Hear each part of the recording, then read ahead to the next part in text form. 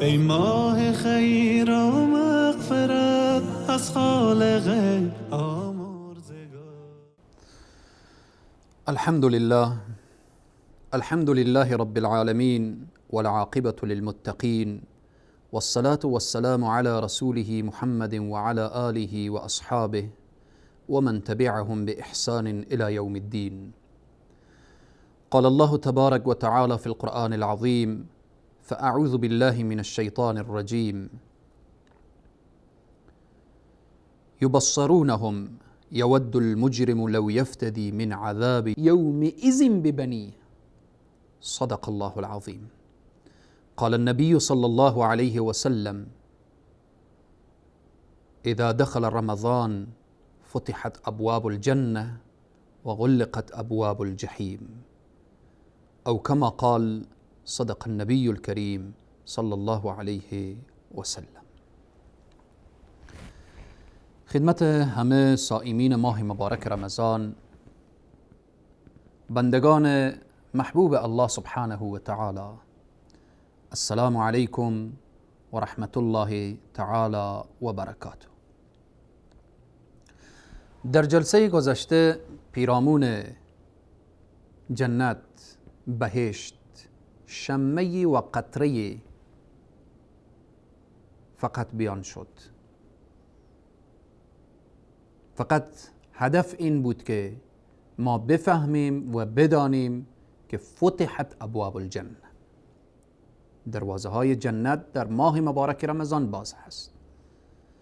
در این جلسه پیرامون غلقت ابواب الجحیم، مسدود شده در ماه مبارک رمضان دروازه های جهنم.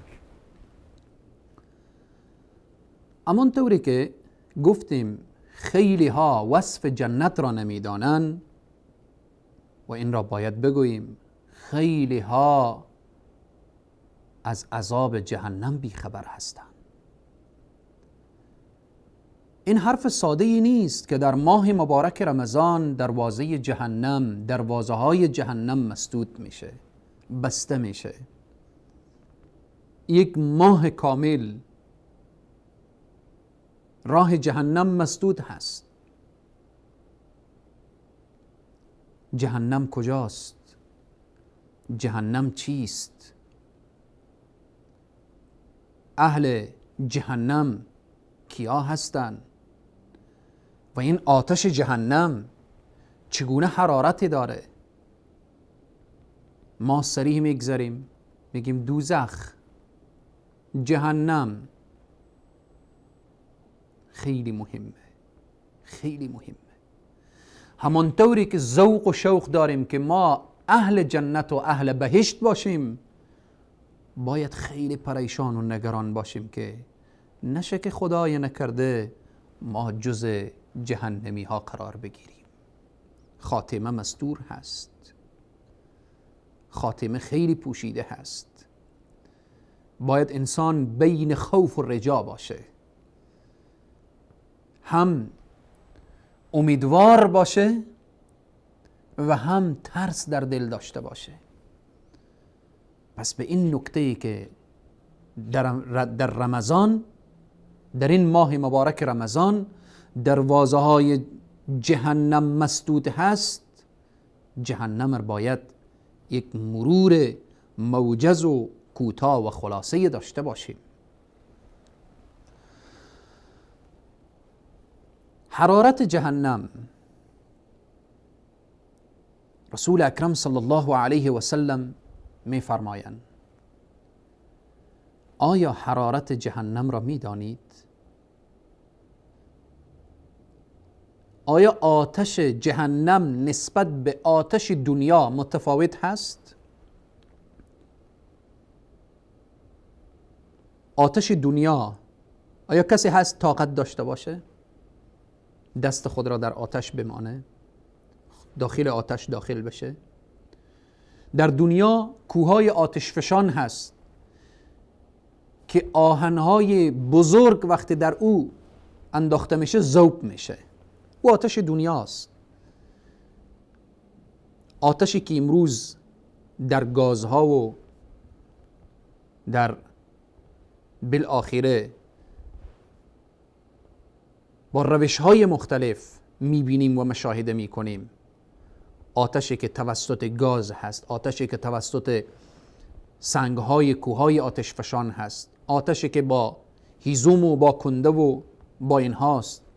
آیا طاقت این عذاب، طاقت این آتش برای کسی هست؟ هرگز. رسول معظم اسلام صلی الله علیه و سلم می فرمایند آتش جهنم نسبت به آتش دنیا 69 درجه بالاتر هست. 69 درجه. یعنی این آتش دنیا 69 برابر درجه و حرارت پیدا بکنه، هنوز هم به آتش جهنم نمیرسه. خیلی سخته، خیلی سخته. این برای کی آماده شده؟ الله سبحانه و تعالی به صراحت میگه اعدت للکافرین. این آتش جهنم برای کفار آماده شده، برای مشرکین آماده شده. چون کسانی که پشت به طرف الله کردن، اللهی که همه نعمت را داده الله را نشناختن، الله سبحانه و تعالی میگه اعدت للکافرین. جهنم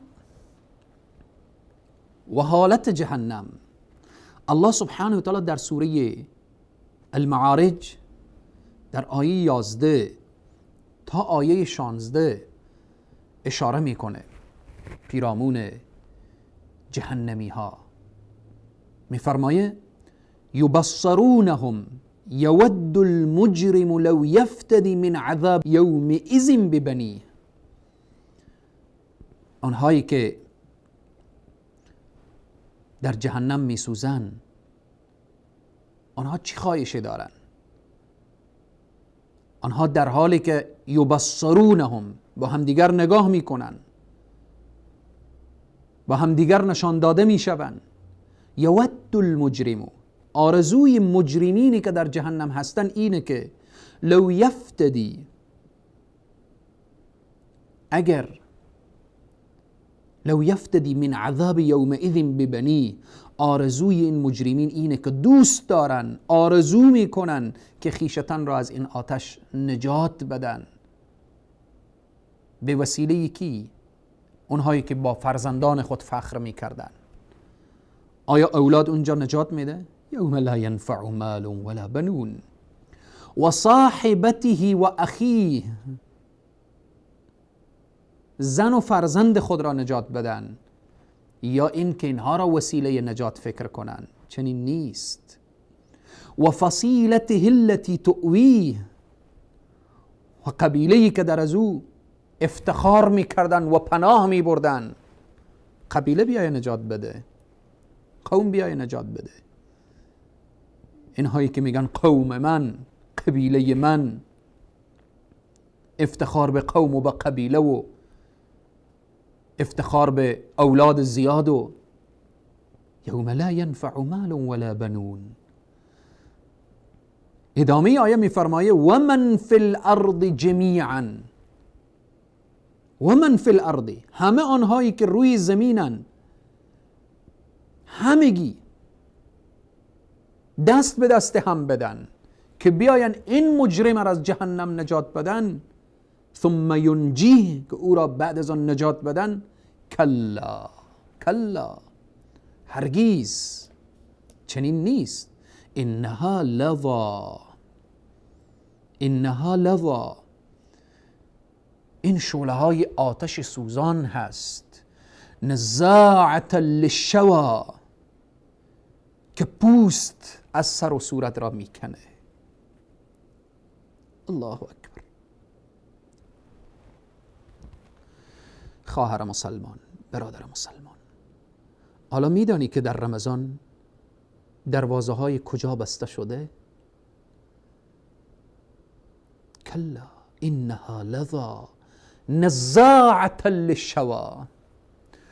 آتش جهنم پوست میکنه. آتش جهنم ساده نیست. الله سبحانه و تعالی در این رمضان دروازه های جهنم، دروازه های این مکانی که الله فرموده فبئس، بد جایگاه است، مثوى المتکبرین، که جایگاه متکبرین و ظالمین و کفار هست، بد جاییه. فبئس المصیر، بد راهیه، راه خوبی نیست. الله سبحانه و تعالی این راه را مسدود کرده، در رمضان بسته کرده. و غلقت ابواب الجحیم، دروازه ها را محکم بسته. الله سبحانه و تعالی هر شب در رمضان اهل جهنم را نجات میده، چون رحمت پروردگار عالم در این ماه دهه اول رحمت و اوسط مغفرت و آخر نجات از آتش جهنم. پس این جهنم هست. ساده فکر نکنید که جهنم، الله سبحانه تعالی در این آیه وقتی میفرمایه کلا انها لظى نزاعة للشوا، این آتشیه که پوست میکنه. وقتی پوست کند، پوست سوخت، چی میشه؟ آیا به حال خود شخص رها میشه؟ آیه دیگه الله سبحانه و تعالی میفرمایه كلما نضجت جلودهم بدلناهم جلودا غيرها ليذوقوا العذاب. هر وقت پوست جهنمی سوخت، الله سبحانه تعالی تبدیل میکنه پوستش را به پوست دیگری تا اینکه عذاب را درست و صحیح درک بکنه. الله سبحانه و تعالی وقتی از جهنم بیان میکنه میگه فاتقوا النار التي، بترسید از آن آتشی که، از آن جهنمی که وقودها الناس، آتشگیره هایش کیست؟ الناس، مردمان هستند، والحجار، سنگ ها هستند، اعدت للکافرین، آماده شده برای کفار، برای اونهایی که الله را نمیشناسند، برای اونهایی که پشت به الله کردن، برای اونهایی که برای الله شریک قائل شدن. عذاب خدا خیلی سخته، جهنم خیلی سخته. رسول معظم اسلام صلی الله علیه و سلم می فرمایند آسانترین و سبکترین و خفیفترین عذاب جهنم این است که یک جوره کفش به پای شخص میشه، از کف پا تا فرق سر می جوشه. لا اله الا الله، اعوذ بالله. آسانترین، خفیفترین عذاب الهی که نصیب اهل جهنم میشه. حالا این عذاب سختش چگونه هست؟ عذاب شدیدی که در قرآن گفته چگونه هست؟ عذاب عظیم و مهین و علیمی که در قرآن گفته شده چگونه هست؟ در ماه مبارک رمضان الله سبحانه و تعالی دروازه جهنم را بسته و گفته و غلقت ابواب الجحیم. اگر نگاه کنیم به آیات دیگر که الله سبحانه و تعالی اشاره میکنه ان الذين كفروا بآیاتنا سوف نصلیهم نارا. چی کسانی وارد جهنم میشه؟ کسانی که آیات الله را تکذیب کردن، آیات الله سبحانه و تعالی را مورد استهزاء و تمسخر قرار دادن. جهنم جای کسیه که رمضان آمده هنوز پشت به الله داره، هنوز استهزای دین داره، هنوز دین را تمسخر میکنه. جهنم از آن اوست. اما تو کسی که هر گناهی کردی در رمضان رجوع کردی به سوی الله سبحانه و تعالی، دروازه های بهشت بروی تو باز شده، تو اهل جنت هستید. الله سبحانه و تعالی بیان میکنه اهل جهنم کیا هستند؟ چی کسی در جهنم هست؟ مشرک. الله سبحانه و تعالی همه ما را جز موحدین واقعی داشته باشه و در راه توحید ما را ثابت قدم داشته باشه. الله سبحانه و تعالی می فرماید انه من یشرک بالله فقد حرم الله علیه الجنه و مأواه النار. کسی که با خداوند شریک بورزه جنت را برای خود حرام کرده و جایگاه خود را جهنم قرار داده. جهنم جای کیست؟ جای کفار. اعدت للکافرین. جهنم جای کیست؟ جای متکبران، انسانهای متکبر، انسانهای خودخواه. الله سبحانه و تعالی میفرماید فبئس مثوى المتکبرین. جهنم جای کیست؟ جای ظالمین، انسانهایی که ظالمن. جهنم جای اونهاست. انسانهایی که ظلم میکنن، ستم دارن، جهنم جای اونهاست. دیگه جهنم جای کیست؟ خیلی مهمه.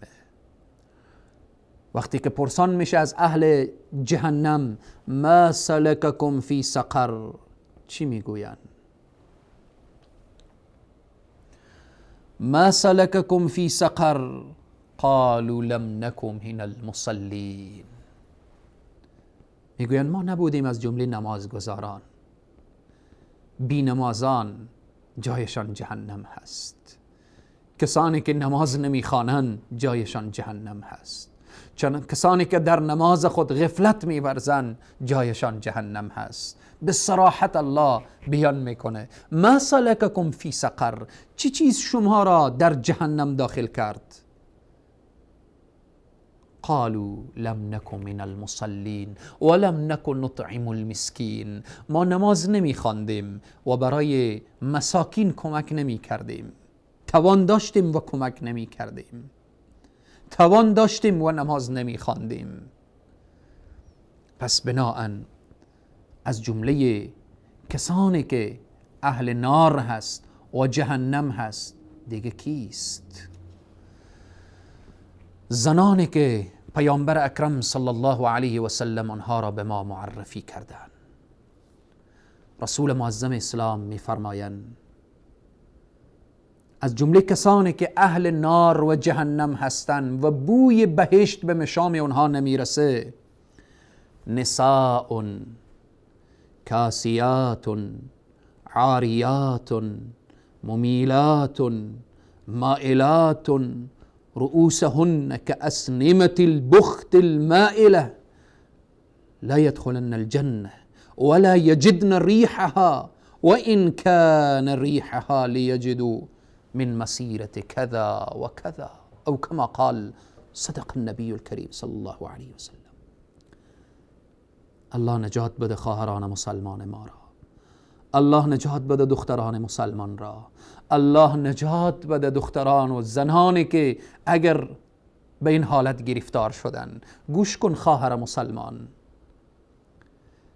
زنانی که اهل نار هستند دارای این صفت هستند، کاسیات عاریات، پوشیده هستند ولی لباس چسب و نازک، یا اینکه لختن یا اینکه پوشیده‌اند اندامشان برآمده هست.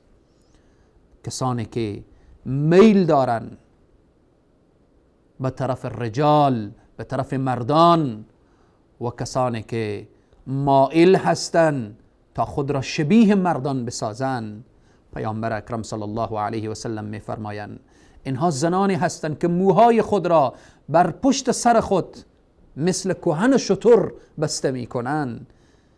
نشانی های این چنین زنها را رسول الله دادن. اینها اهل نار هستند. اینها اگر توبه نکنن، اگر توبه کرد خوشا به حالش، محبوب الله میشه، دوست الله میشه. خواهر مسلمان، اگر تا به حال لباس چسب و نازک پوشیدی، لباس نیمه برهنه پوشیدی، این را بدان اگر توبه کردی محبوب الله میشی. هر قدر انسان گناهکار در جامعه منفور باشه وقتی توبه کرد محبوب الله میشه، به درگاه الله قبول میشی. الله دروازه توبه را باز گذاشته.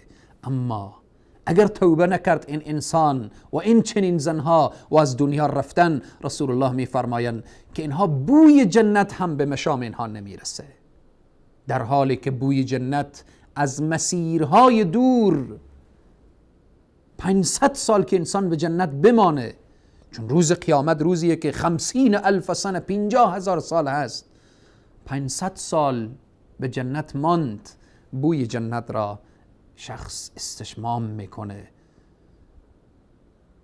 اما این زنها بوی جنت را هم نمیبینن. پس بناهن عذاب الهی، جهنم خیلی سخته.